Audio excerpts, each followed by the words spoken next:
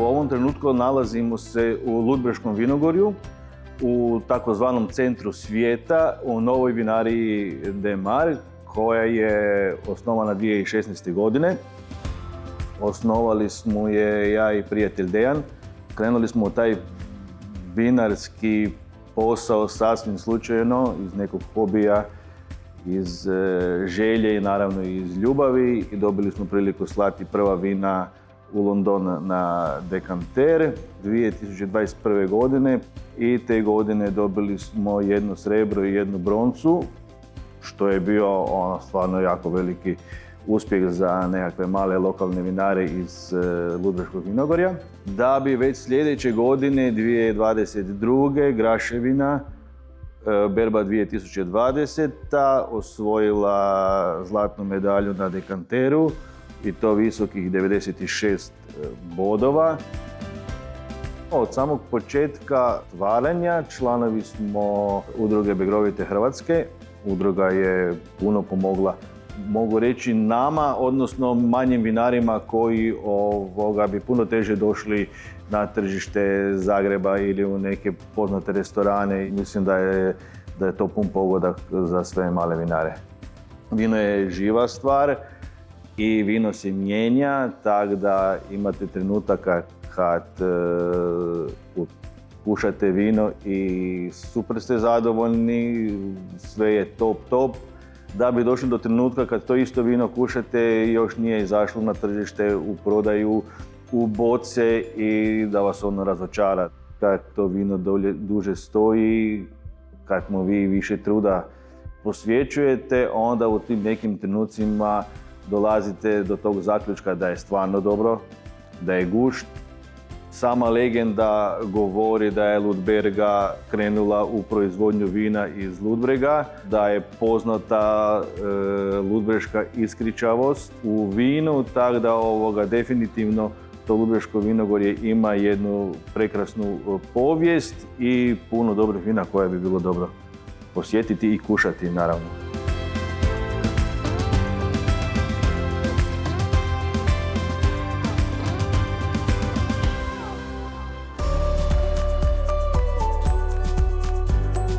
Mi smo jedna mala mlada obiteljska vinarija iz centra svijeta, znači jedno malo mjesto između Varaždina i Koprivnice. Sve je uglavnom počelo tako da je deda prije nekih 35 godina zasadio svoj vlastiti hobistički manji vinograd. Bio je to vinograd Graševina i Chardonneya. Radom, upornošću mojih, odnosno mame i tate, danas smo evo na vlastitih 4,5 hektara vinograda.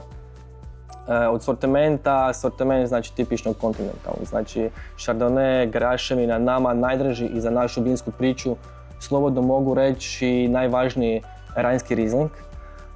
Od crnog sortimenta, znači manje edicije Portugisca i evo od ove godine jedna nova igračka Crni Pinot. I od malih nogu u vinogradu, uvijek nakon škole sa mamom i tatom gore ili u podrum ili u vinograd, i rodila se ta strast. Rodila se ta ljubav, ta strast i prema vinogradu i prema vinu. Evo, u našoj obitelji vino se stvarno živi svaki dan. Ne gleda se to kao posao, gleda se više kao neki način života. Radujemo se svaki dan biti u podrumu, biti u vinogradu. Nakon berbe svi se zapravo selimo u podrum. Dolazi dosta zabavan dio samog tog posla, a to je zapravo kušanje, čekanje i promatranje samog vina kako ono ide dalje. Smatram da je vrijeme ono što je vinu potrebno da vino u boci dosegne svoj maksimum. I kad se to dogodi, kad stvarno to vino da najbolje od sebe, tad ga je najbolje otvoriti i podijeliti ga sa svojim bližnjima, sa svojim prijateljima. Evo, jedno veliko hvala udruzi Bregovite Hrvatske koja stvarno okuplja vinare i kroz razne evente i događanja nam omogućuje da pokažemo ljudima našu obitelj i našu malu vinariju. Takvi susreti za nas stvarno imaju posebnu vrijednost i jednostavno čine naš posao ljepšim.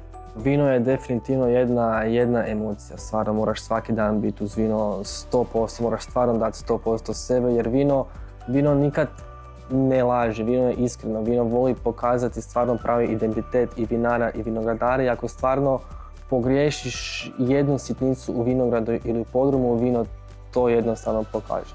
I evo, voljeli bi stvarno da svatko osjeti tu emociju u našim vinima.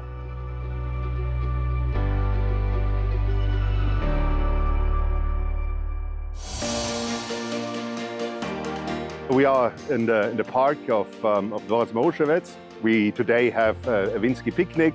We invite people from the whole Županje to come to have a glass of wine, to taste our wines, to taste our Turopolskie pig products, to enjoy nature, to enjoy life. The Pongrac family got this building in 1883 and it was nationalized in 1945. There was a restitution at the beginning of the 2000s, and now we are here to recreate in a way the good old times. A castle was always a place for guests, and what we do now is to try, to transform that to today and the future, and that is by opening it up for events like today, for weddings, for family celebrations and things like this. That was always produce the wine for the castle, for the celebrations here, and 12 years ago we started to restore that. Our wines focus on, I would say, it's a traditional white wine winery with international varieties like Sauvignon Blanc, Pinot Gris. We make a very nice rosé from Frankowka and Pinot Noir. We make sparkling wines. It's perfect for summer. It's perfect for sitting outside, enjoying a glass of wine with family and friends. People are happy here. People enjoy nature. People enjoy family and friends. People enjoy high quality products.